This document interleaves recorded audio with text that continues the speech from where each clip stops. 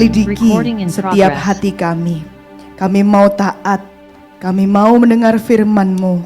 Dan jika firman Tuhan menegur kami mau bertobat. Biarlah sungguh Tuhan hati kami dilembutkan.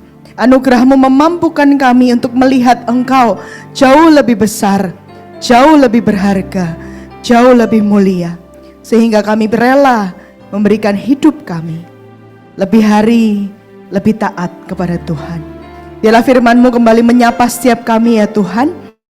Engkau yang mengenal kami, Engkau yang tahu kondisi kami masing-masing secara pribadi. Kiranya hari ini Roh Kudus-Mu yang berbicara kepada setiap kami Tuhan, sesuai dengan pergumulan kami, sesuai dengan apa yang ada di dalam hati dan pikiran kami, yang tidak ada satupun yang tersembunyi di hadapan Tuhan. Terima kasih Bapa, terpujilah nama-Mu. Sungguh kami bersyukur kami punya Allah yang seperti Engkau. Demi nama Tuhan Yesus kami bersyukur dan kami berdoa. Bersama-sama kita yang siap mendengar firman katakan amin. Bapak Ibu dipersilakan duduk kembali. Puji Tuhan, terima kasih untuk kesempatan yang diberikan kepada saya. Perkenalkan Bapak Ibu, saya Evi. Saya saat ini melayani sebagai hamba Tuhan di REC, di Reform Exodus Community. Senang sekali kalau hari ini dapat kesempatan untuk bertemu dengan Bapak Ibu sekalian dan bersama-sama kita akan merenungkan firman Tuhan. Tema yang akan kita renungkan hari ini adalah Beyond the Surface, melampaui yang ada di permukaan, melampaui apa yang kelihatan, melampaui apa yang bisa kita lihat dengan mata, melampaui apa yang bisa kita dengar dengan telinga. Beyond the surface, melampaui apa yang terlihat. Dasar dari firman Tuhan yang akan kita renungkan diambil dari Roma 12 ayat yang kedua. Bagian intinya saya tuliskan di situ, be transformed by the renewing of your mind. Diperbaharuilah akal budimu, gitu ya. Tapi sebelum kita lebih jauh lagi melihat bagian firman Tuhan yang akan kita renungkan hari ini saya pengen ngajak dulu nih Bapak Ibu untuk menyadari, benar nggak, setuju atau enggak, setiap hari kita diperhadapkan dengan yang namanya pilihan. Benar ya Bapak Ibu ya? Setuju ya? Setiap hari kita diperhadapkan dengan pilihan. Dari bangun tidur sampai tidur lagi, kita setiap hari memilih sesuatu. Misalnya nih, mau bangun sekarang atau nanti dulu, tunda lagi, 10 menit lagi lah, gitu. 15 menit lagi lah. Gitu. Atau kalau ada chat masuk kita mau balas sekarang atau nanti tunggu, ini selesaikan dulu masaknya gitu kan. Kita memilih mau pakai baju yang ini atau mau pakai baju yang itu.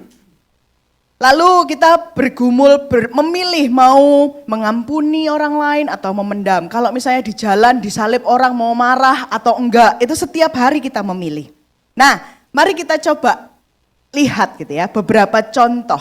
Saya akan menyebutkan 3 kalimat kondisi, lalu saya ingin Bapak Ibu memikirkan kalau untuk Bapak Ibu, apa yang akan Bapak Ibu lakukan? Seringnya Bapak Ibu akan memilih yang mana gitu ya. Oke, kita coba ya. Kalimat yang pertama adalah kondisi ketika ada chat WA grup masuk nih. Padahal kita sedang capek, kita sedang sumpek gitu ya, atau sedang dibutuhkan di rumah. Apa yang biasanya lebih sering kita lakukan? Apa yang lebih sering kita lakukan? Yang pertama, segera membalas, duh cepet-cepet nih dibalas. Atau gak apa-apa wes itu ditunda dulu aja. Lebih sering yang mana? Ada yang menunda dulu, ada yang langsung dibalas gitu ya. Beda-beda. Gak apa-apa, terima kasih responnya Bapak Ibu. Sekarang kita coba lihat kalimat yang lain, kondisi yang lain. Kondisi yang lain adalah ketika ada orang meminta bantuan. Tulungono po gitu ya. Tetapi ternyata jadwal kita, tenaga kita, pikiran kita itu sudah penuh. Dan gak nututin. Apa yang biasanya lebih sering kita lakukan? Kita berani untuk menolak, oh sorry, Kak Isan, lain kali ya. Atau lebih sering kita sungkan nih, ya tak atur sing lain. Ya wes pokoknya. Gak tahu nanti sing lainnya tak urus. Iya sik. Yang mana yang biasanya sering kita lakukan? Nah, beda-beda ya. Ada yang berani langsung nolak, ada yang masih, duh, lek jawab enggak, nanti aku enggak diajak lagi. Lek aku jawab iya, tapi aku ini loh, wes akeh sing diurusi. Macam-macam jawabannya. Oke, sekarang kondisi yang ketiga. Ketika ada anggota keluarga atau teman kita melakukan kesalahan, biasanya apa yang kita lakukan? Kita lebih sering langsung negur, cok gitu kamu, ngawur ay. Atau kita lebih sering, diam aja lah, biar gak usah cari perkara. Diam aja lah, pura-pura gak kelihatan lah, pura-pura gak kelihatan. Masa deh gitu, gak ketok aku gak tahu. Yang biasanya kita yang mana?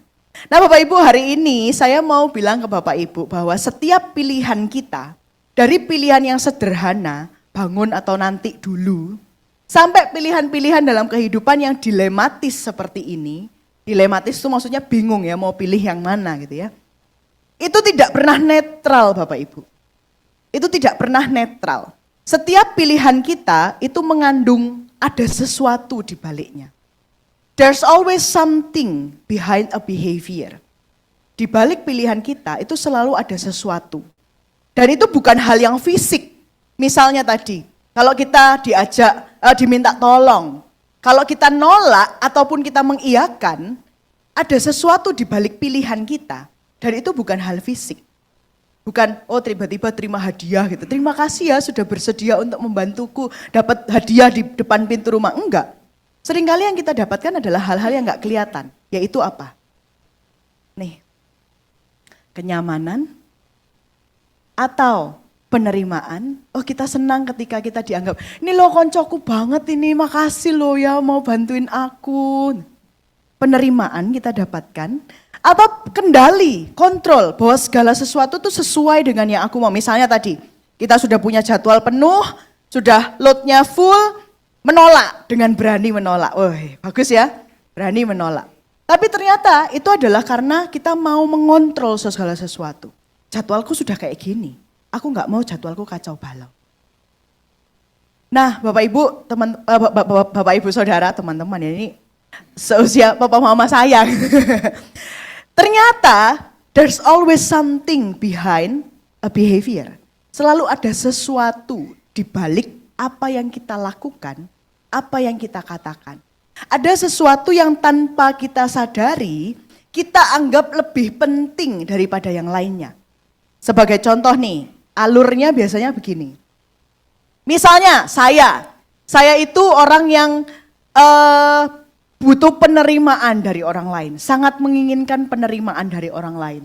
Ketika saya berhadapan dengan pilihan dalam hidup, lalu saya akan saya pikir yang mana nih yang bisa memenuhi kebutuhan saya untuk diterima orang lain. Misalnya tadi ya, diminta bantuan. Kalau diminta bantuan saya punya dua pilihan, menolak atau mengiyakan. Yes, apapun yang terjadi, walaupun saya harus begadang-begadang misalnya dan seterusnya. Tapi saya butuh penerimaan. Maka di bagian ini, pada proses ini saya akan mikir, yang mana pilihan yang akan memberikan penerimaan buat saya. Kalau saya tolak, saya berarti akan jadi terasingkan dari teman-teman saya, mungkin saya akan terima. Karena dengan menerima, saya dapat penerimaan. Nah, Bapak Ibu ya. Lalu kita memilih itu, menolak atau menerima. Kita melakukan pilihan kita, pada saat itulah there's always something behind our behavior, right? Selalu ada sesuatu di balik pilihan kita. Nah, Bapak Ibu, dengan kesadaran ini, saya ingin menunjukkan gambar ini ke Bapak Ibu. Seringkali dalam kehidupan kita fokusnya sama apa yang ada di luar. Action, behavior, perbuatan, perkataan, benar ya? Seringkali kita fokus di bagian yang paling luar. Tapi kita nggak sadar bahwa di balik lapisan behavior itu atau action itu ada proses memilih. Dan di balik proses memilih itu ada sesuatu yang menggerakkan kita yang kita nggak tahu itu apa. Ada hasrat yang terdalam yang kita nggak sadar bahwa pilihan kita Dan behavior kita ditentukan oleh ini. Ditentukan oleh hasrat, ditentukan oleh desire, ditentukan oleh keinginan kita. Nah pertanyaannya adalah, apa yang jadi desire kita? Apa yang jadi hasrat terdalam yang kita nggak pernah sadari, yang tersembunyi, yang ternyata bahayanya tanpa sadar mempengaruhi pilihan kita. Mempengaruhi segala sesuatu yang kita lakukan setiap hari. Membuat kita takut untuk mengambil keputusan karena ini. Ketika kita terombang-ambing, galau, bingung, dengan berbagai macam pilihan dalam kehidupan, kita nggak sadar ada ini yang sedang menghantui gitu ya di dalam hati kita. Masalahnya kalau begitu, bukan apa perilaku atau aktivitas yang sedang dilakukan, bukan apa yang kita lakukan. Bapak Ibu boleh melakukan aktivitas sehari-hari, bangun tidur, bersih-bersih rumah, masak, belanja, kebalik ya, belanja, masak, persekutuan, pulang ke rumah makan siang dengan keluarga atau olahraga. Apapun itu aktivitasnya, tapi pertanyaannya adalah mengapa itu dilakukan? Kenapa? Buat apa? Apa yang kita harapkan dapatkan dari melakukan aktivitas itu? Bukan apa hal yang kita pikirkan, aduh aku kepikiran menu masakan terus nih, masak apa ya besok, dan seterusnya. Bukan apa hal yang dipikirkan, tetapi bagaimana hal itu dipikirkan. Masalahnya bukan tentang aktivitasnya atau topik yang dibicarakan, tapi masalahnya adalah mengapa dan bagaimana topik itu dipikirkan. Hari ini renungan yang akan bagian firman Tuhan yang akan kita renungkan adalah dari Roma 12 ayat yang kedua.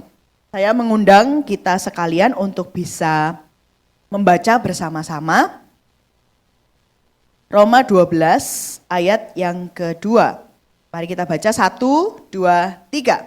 Janganlah kamu menjadi serupa dengan dunia ini, tetapi berubahlah oleh pembaruan budimu, sehingga kamu dapat membedakan manakah kehendak Allah, apa yang baik, yang berkenan kepada Allah, dan yang sempurna. Amin. Bapak Ibu, saya mau sedikit memberi catatan ya di bagian yang di bold ini. Sebenarnya ketika kita melihat berubahlah oleh pembaharuan budi, kasihan budi. Disebut-sebut disuruh memperbarui gitu ya. Tapi maksudnya di sini adalah pembaruan akal budi. Pembaharuan pemikiran kita. Akal budi. Bukan si budi yang disuruh memperbarui ya. Akal budi. Nah, ayat ini mengajarkan kita 3 hal besar. Yang pertama, bahwa ada bahaya. Janganlah kamu menjadi serupa dengan dunia ini. Ada bahaya menjadi serupa ketika kita menjadi serupa dengan dunia ini. Yang kedua, ada panggilan berubahlah oleh pembaruan budimu. Karena apa? Ada tujuannya, yaitu supaya kamu dapat membedakan manakah kehendak Allah yang baik, yang berkenan kepada Allah, dan yang sempurna. Jadi perubahan Kristen, perubahan di dalam iman kita bukan sekedar perubahan perilaku. Bapak Ibu ingat ya layer bawang bombay tadi ya. Bawang bombay ada 3 layer. Bukan cuma di layer yang paling pertama, bukan cuma sekedar perubahan perilaku. Lalu seolah-olah Bapak Ibu datang ke kebaktian, ke persekutuan. Setiap mendengarkan khotbah, Bapak Ibu mencatat itu adalah list peraturan. List tips untuk melakukan ini, lakukan yang ini, jangan lakukan yang itu, lakukan yang itu, bukanlah yang ini, dan seterusnya. Bukan itu Bapak Ibu. Bukan cuma sekedar perubahan perilaku, tapi perubahan di dalam iman Kristen adalah perubahan akal budi yang membuat kita mampu membedakan yang mana yang kehendak Allah, yang mana yang bukan. Tuhan memperbarui cara kita berpikir, menilai, memahami, menginginkan, dan memandang kehidupan. Nah Bapak Ibu, ketika kita melihat ayat yang barusan kita baca, hal yang pertama adalah bahwa ayat ini tidak berdiri sendiri. Mengalami pembaruan akal budi itu adalah bentuk nyata, bentuk konkret dari ayat sebelumnya. Roma 12 ayat 1 berkata di bagian bawah sini. Karena itu saudara-saudara, demi kemurahan Allah, aku menasihatkan kamu, supaya kamu mempersembahkan tubuhmu sebagai persembahan yang hidup, yang kudus, dan yang berkenan kepada Allah. Itu adalah ibadahmu yang sejati. Ini ayat yang pertama.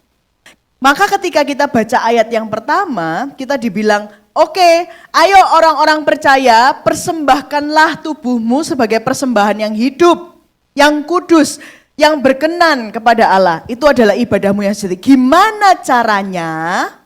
Caranya adalah dengan ini.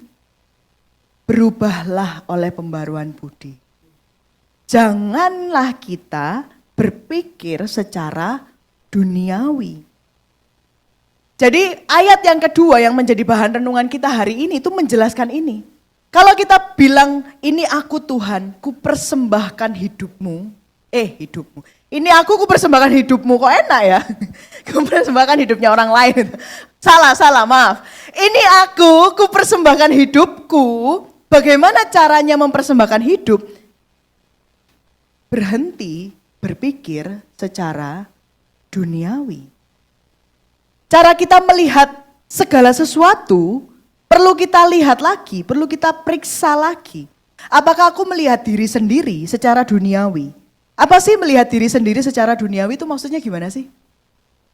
Melihat diri sendiri secara duniawi adalah ketika kita selalu membandingkan diri dengan orang lain dan tidak pernah merasa cukup dengan apa yang Tuhan kasih di dalam diri kita. Bapak Ibu sadar atau enggak?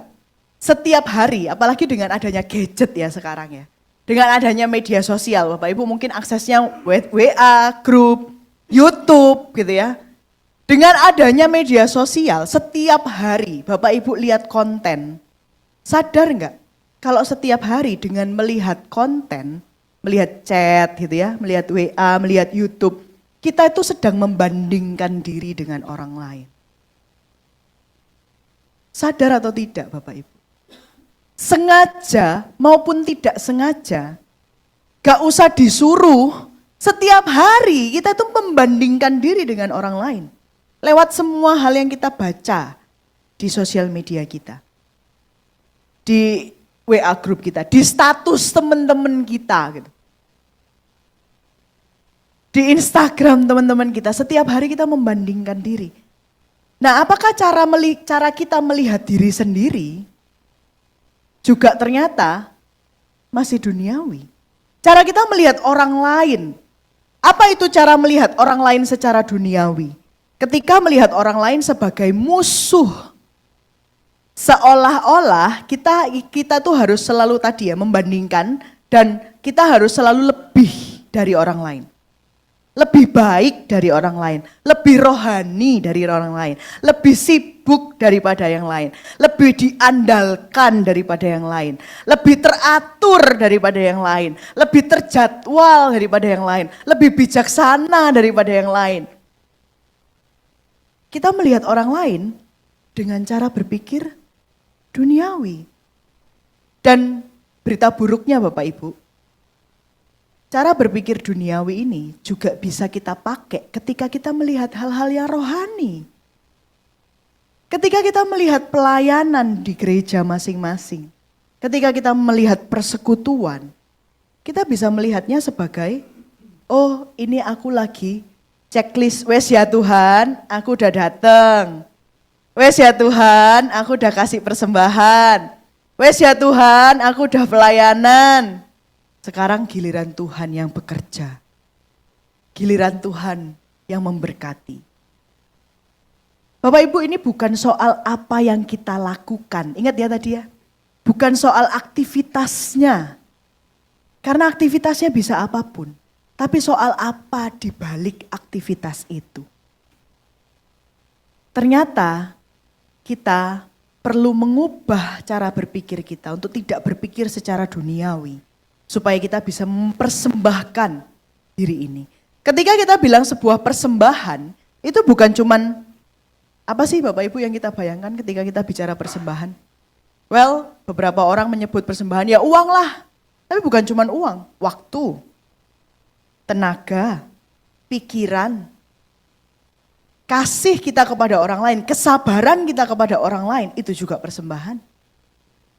Tapi ketika kita mau lihat kasih kepada orang lain sebagai persembahan, maka kita perlu tidak melihat orang lain secara duniawi. Kalau kita melihat orang lain secara duniawi, maka kita akan menghitung gini. Worth it gak ya aku bantu orang ini? Nyocok enggak ya uang bensinnya aku bantu orang ini dengan kalau aku gak ngapa-ngapain? Akan selalu hitung-hitungan.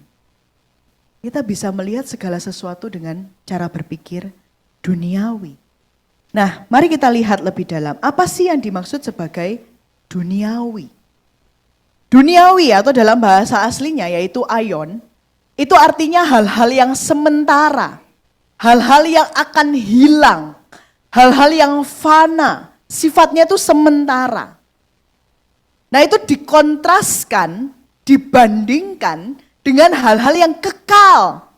Kekal artinya tidak berubah, tidak akan hilang. Duniawi artinya hal-hal yang sementara. Jadi ketika kita dibilang, oh cara berpikir kita duniawi, artinya kita fokus dengan kesementaraan sesuatu itu. Kesementaraan sesuatu itu. Aku mau bantu teman karena selama aku tinggal di dunia ini, aku gak nyaman kalau aku gak punya teman. Dan itu sementara.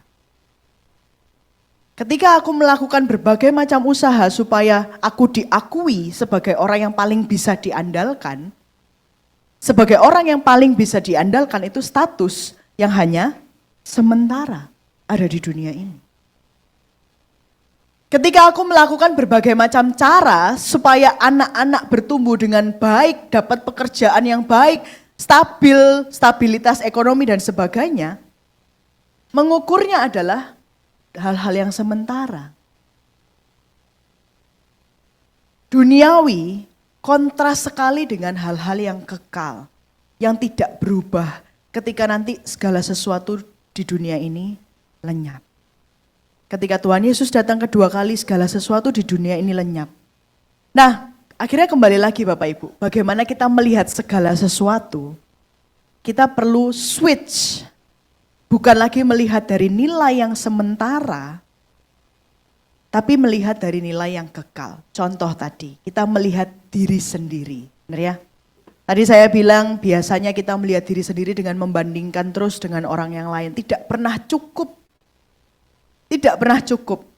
Nih, akhir-akhir ini kan kita sering mendengar atau bahkan mengalami pemadaman bergilir. Betul ya Bapak Ibu? Pemadaman bergilir. Terus berita-berita menampilkan tuh. Batu baranya cadangannya habis. Terus nanti kita terancam blackout. Mati lampu semua. Nah, saya juga terpengaruh Bapak Ibu. Saya dan suami terpengaruh, terus kita mulai berpikir, apa kita mau cari pembangkit listrik tenaga solar. Solar panel maksudnya, matahari Bapak Ibu, tenaga matahari. Lalu kita tanya-tanya, ternyata pasang itu harganya luar biasa. Hanya untuk menyalakan kulkas, AC di satu lantai aja, 2 AC, terus laptop dan sebagainya. Itu bisa sampai 70 juta. Wow. Ketika melihat itu, saya dan suami diperhadapkan dengan pilihan. Mau ikut dengan situasi dan kondisi, pasang PLTS dengan penuh kekhawatiran, kita mau mengamankan situasi dan kondisi di rumah. Atau kita belajar untuk sabar. Tenang, gak apa-apa, mati lampu sementara. Kesulitan yang dihadapi di dunia ini sementara. Gak ada listrik selama beberapa waktu, panas, keluar, buka jendela. Panas itu sementara. Tidak nyaman itu sementara. Belajar untuk menerima realita dan kondisi bahwa tidak selalu kehidupan ini nyaman dan baik-baik saja. Gak usah pasang solar panel, ya kalaupun Tuhan izinkan mati lampu, Tuhan akan kasih hikmat bagaimana cara bertahannya. Saya sendiri Bapak Ibu bergumul, mau fokus dengan hal-hal yang duniawi atau belajar untuk mengalihkan pikiran dan melihat apa yang jauh lebih kekal. Apa yang jauh lebih bermakna karena jangka panjang. Dalam hal ini Bapak Ibu kita bisa melihat segala sesuatunya. Uang, relasi dengan sesama, pekerjaan, status ekonomi, dan sebagainya. Kita bisa lihat segala sesuatunya. Kita sedang melihat itu sebagai hal-hal yang sementara. Oh, kalau aku rajin pelayanan, aku tuh punya kebanggaan gitu ya. Kayak, wih, aku ini loh, si paling rajin pelayanan. Itu sementara Bapak Ibu. Tapi kalau kita koreksi lagi, apa di dalamnya, why-nya tadi loh, kenapa kamu melakukan itu? Apakah cuman sekedar supaya orang melihat, ini orang ini rajin. Atau jangan-jangan lebih parah lagi, supaya Tuhan merasa berhutang. Supaya Tuhan merasa berhutang. Oh, orang ini sudah membayar lebih, bayar harga lebih, Tuhan harusnya kasih lebih, dan seterusnya. Duniawi, hal-hal yang sementara. Berpikirnya cuma diukur yang menyenangkan hari ini, yang bermakna hari ini, yang berharga hari ini, tapi kita tidak memikirkan apakah itu akan berdampak pada kehidupan kita nanti ketika Tuhan Yesus datang yang kedua kali. Maka dari itu Roma 12 ayat 2 berkata, berubahlah oleh pembaruan budimu. Apa yang dimaksud dengan berubahlah? Kontrasnya yang tadi, kalau tadi memikirkan segala sesuatu dari sisi nilainya hanya sementara, berubahlah oleh pembaruan budimu ke arah mana? Ke arah ini, memikirkan kemuliaan Allah. Memikirkan kemuliaan Allah itu maksudnya gimana sih? Atau kita terus menerus gini kayak waktu kita penyembahan tadi ya. Kita memuji kebesaran Allah, kita memuji bahwa Allah besar, Allah mulia, Allah agung, terima kasih untuk karyamu yang mulia dan seterusnya. Betul Bapak Ibu. Tapi setiap hari, setiap waktu kita membiasakan diri, mendisiplin diri untuk mengingat terus-menerus dan dengan sengaja karya penebusan dan keberhargaan Kristus bagi setiap kita. Apa sih karya penebusan dan keberhargaan Kristus? Bahwa Tuhan Yesus yang adalah Allah yang mulia telah rela turun ke dunia jadi sama dengan manusia, mengambil rupa seorang hamba, bahkan mati buat kita untuk menebus dosa setiap kita, supaya jiwa kita dibebaskan, kita bisa kembali datang kepada Allah. Kita kembali bersekutu, punya relasi yang intim dengan Allah. Relasi yang dipulihkan dengan Allah. Merenungkan, mengingat, merayakan karya penebusan dan keberhargaan Kristus. Suatu kali dalam proses studi saya di STT, saya pernah berpikir gitu ya. Saya belajar tentang soteriologi lah, banyaklah Bapak Ibu pelajaran tentang Alkitab ya. Tentang kedatangan Yesus yang kedua, tentang kebangkitan Tuhan Yesus, tentang kematian Tuhan Yesus dan sebagainya. Namanya sekolah teologi, sekolah Alkitab. Sampai satu titik saya merenungkan gini. Oke, Tuhan Yesus turun ke surga, mati buat saya, bangkit buat saya, naik lagi ke surga, mencurahkan Roh Kudus katanya buat saya. Itu kan tentang nanti tuh. Nanti kalau saya mati, saya dapat jaminan masuk surga. Benar ya? Nah, tapi apa hubungannya Tuhan Yesus turun, mati, bangkit, naik ke surga dengan kehidupan saya saat ini dan sekarang? Apakah kalau Tuhan Yesus naik ke surga, kalau Tuhan Yesus mati, bangkit dan naik ke surga, saya berhenti mikirin belanjaan? Enggak, tetap kan ya tiap hari mikir. Apakah kalau Tuhan Yesus mati, turun ke dunia, mati, bangkit, naik ke surga buat saya, artinya saya nggak mikirin lagi tagihan listrik? Tetap mikirin kan ya? Apakah kalau Tuhan Yesus turun ke dunia, mati, bangkit, naik ke surga, saya nggak lagi bingung ketika kok saya dijauhin ya sama teman-teman saya? Kok WA group ini nggak bunyi lagi ya? Oh ternyata dia punya WA group yang lainnya. Apakah saya nggak mikirin lagi yang seperti itu? Enggak kan? Realitanya di dalam kehidupan ini kita tetap harus menghadapi yang seperti itu kan ya? Benar ya Bapak Ibu ya?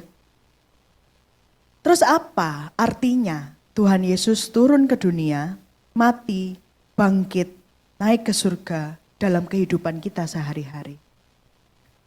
Selama kita belum menemukan artinya, maka kita akan selalu merasa bahwa oke, Tuhan Yesus is a good news, tapi itu buat nanti.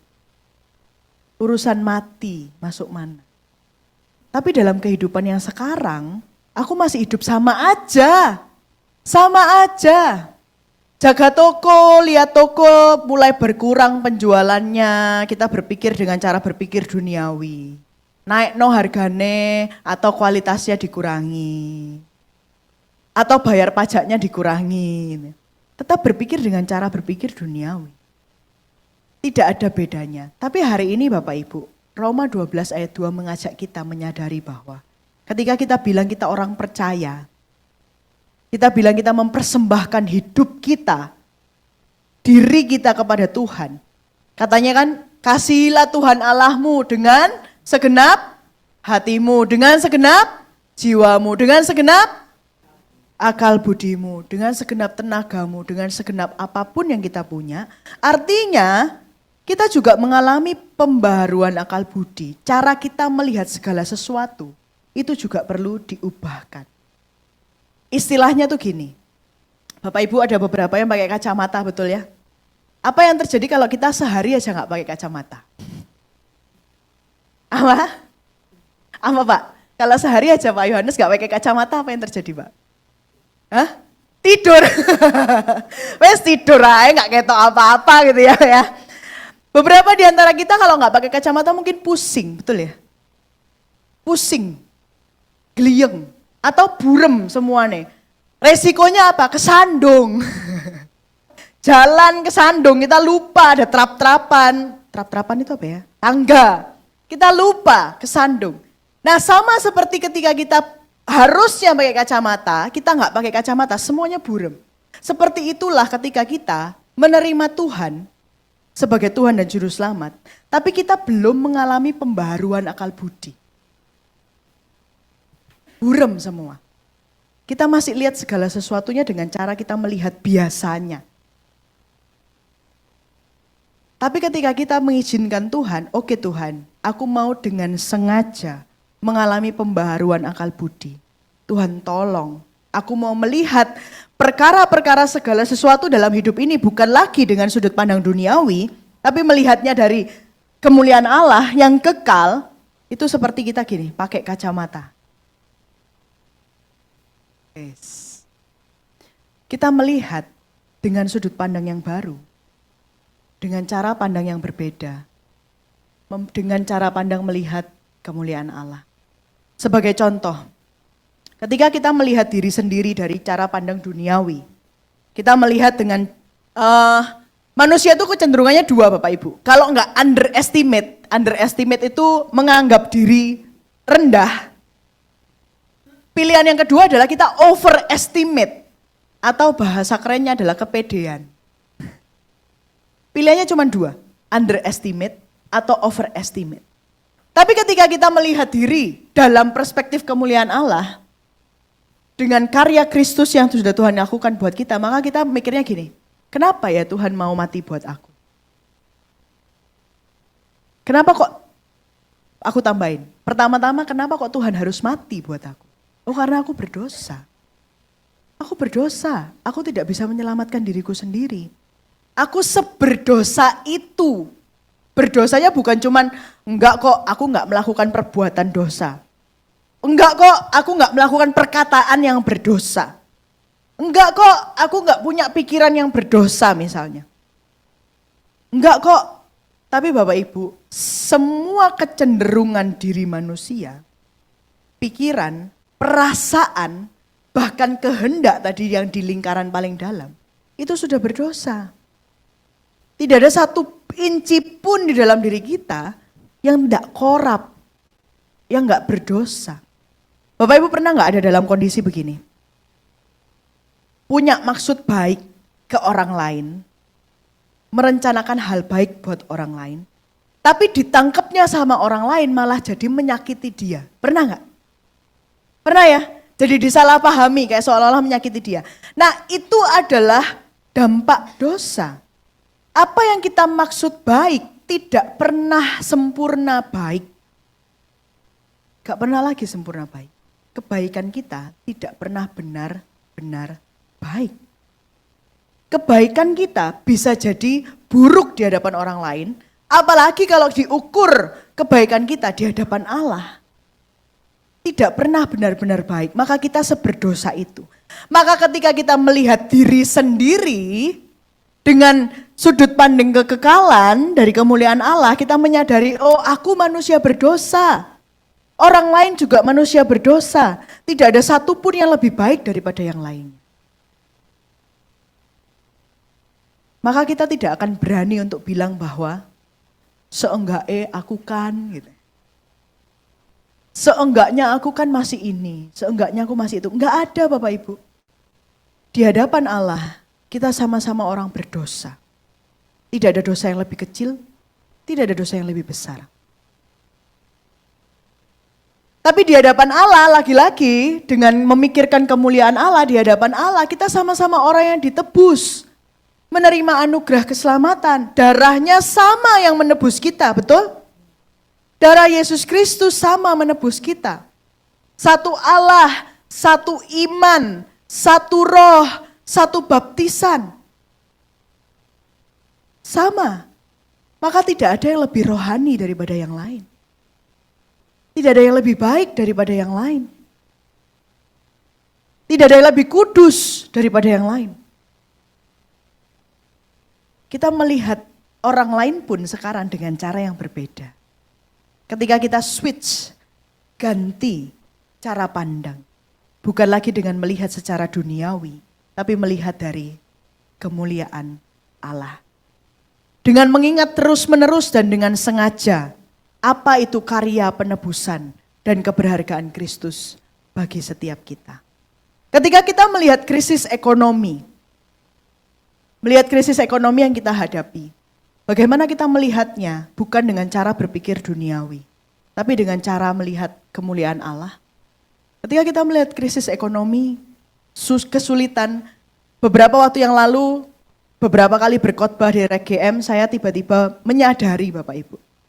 Bukankah memang sebagai orang percaya, kita tidak pernah dipanggil untuk menikmati hidup yang nyaman, aman, berkelimpahan, seolah-olah tidak pernah ada kesulitan. Enggak Bapak Ibu. Sebagai orang percaya, kita dipanggil untuk hidup cukup di dalam anugerahnya.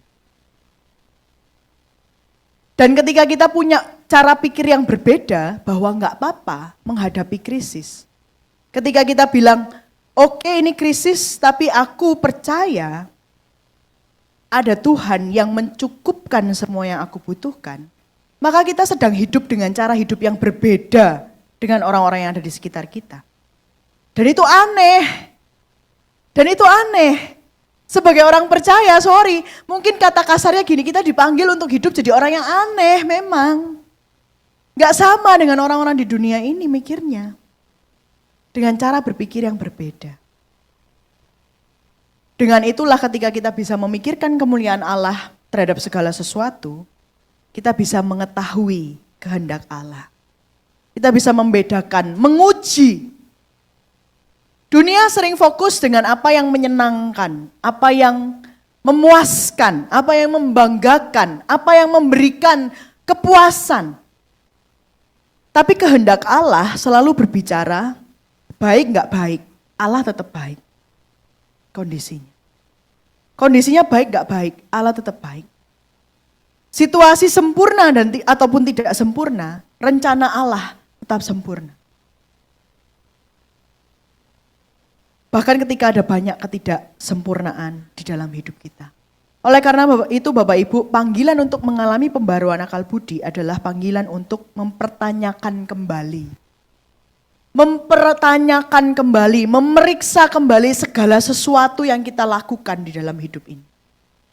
Mau itu pelayanan, relasi kita dengan orang lain, the way we spend our money, cara kita memakai uang kita, fashion style kita, the way we spend our time, waktu kita menggunakan uang kita, dan sebagainya, perlu kita periksa lagi. Perlu kita evaluasi lagi, kita memakainya dengan cara berpikir atau kacamata duniawi, atau kita sudah melihatnya dengan prinsip kemuliaan Allah. Pertanyaannya bukan apa yang kita lakukan. Lalu Bapak Ibu tiba-tiba mikirnya gini, oke, berarti kita harus lebih sering ke gereja, menambah kegiatan-kegiatan rohani lebih banyak. Bukan itu. Tapi ini, why? Why I do this? Why I choose this? Kenapa aku mengatakan ini? Why I say this? Kenapa aku prefer yang ini bukan yang itu? Kenapa aku express diriku dengan cara seperti itu? Kenapa aku marah? Kenapa aku sensi? Kenapa aku baper? Kenapa aku react seperti itu? Kenapa aku memutuskan yang ini? Semuanya kita perlu tinjau lagi, perlu periksa lagi. Kenapa? Apa yang desire yang tersembunyi, yang jangan-jangan ternyata bukan Tuhan? Pertanyaannya buat kita sekarang setiap hari, siapa yang sedang jadi Tuhan atas hidup kita? Siapa yang sedang jadi Tuhan? Lagu tadi menyembah Tuhan dan Raja. Kita bisa nyanyi dengan mulut. Tapi dalam hidup kita, bisa jadi yang jadi Tuhan adalah aku, diri sendiri. Atau anak yang jadi Tuhan karena hidup berputar seputar dunia anak. Atau pekerjaan, atau uang, atau apapun. Segala sesuatu bisa jadi Tuhan dalam hidup kita. Maka ketika kita mengalami pembaruan akal budi, kita akan bisa berkata seperti Paulus. Jika kita makan, atau jika kita minum, atau jika kita melakukan sesuatu yang lain, kita melakukannya untuk kemuliaan Allah. Mau nonton drakor, kita bisa melihatnya bukan cuma dari perspektif sekedar mengisi waktu luang. Tapi lewat cerita-cerita drakor, kita menyadari diri di hadapan Tuhan. Oh, gak pernah puas, selalu ada masalah. Ketika kita melakukan segala sesuatu, kita selalu bisa merefleksikannya kembali dengan mengingat karya penebusan Kristus yang mulia dan sempurna. Dan melihat keberharganya pribadi Kristus bagi setiap kita. Mari Bapak Ibu, kita belajar. Belajar, minta Tuhan tolong. Nih di usia seperti ini gitu ya. Saya yakin saya pun nanti. Kita tidak pernah yang namanya selesai belajar. Kita terus belajar. Minta Tuhan tolong supaya kita bisa mengubah kacamata. Dari yang burem, pakai kacamata yang lebih jelas. Melihat segala sesuatu dari sudut pandangnya Allah. Melihat segala sesuatu dari perspektif kemuliaan Allah. Yang sudah pakai kacamata, gak apa-apa. Kita belajar melihat pakai film. Tahu ini ya, lapisan itu. Kalau kita pakai kacamata dikasih lapisan biru, jadi semua warnanya biru. Dikasih lapisan merah, semua jadi warnanya merah. Ayo kita kasih lapisan firman Tuhan. Karya penebusan Kristus di kacamata kita. Supaya kita bisa melihat dengan lebih jelas. Diperbaharui akal budinya dalam anugerah Allah. Amin. Mari kita berdoa. Tuhan, Engkau Allah yang mengenal setiap kami. Selidikilah kami ya Allah dan lihatlah hati kami. Engkau yang tahu bagian yang paling tersembunyi di dalam hati dan pikiran kami saat ini. Engkau yang tahu apa yang ternyata menjadi desire kami, hasrat kami yang terdalam. Dan kalau itu bukan Engkau, ampunilah kami ya Tuhan. Kalau itu bukan Engkau di tempat yang pertama dan terutama, Tuhan tolong kami. Tolong kami orang-orang berdosa ini. Kasihanilah kami ya Tuhan orang-orang berdosa ini. Tuhan tolong Roh Kudus-Mu terus berbicara kepada setiap kami. Menolong, memampukan, menegur, dan memberikan kami kepekaan akan suara Tuhan.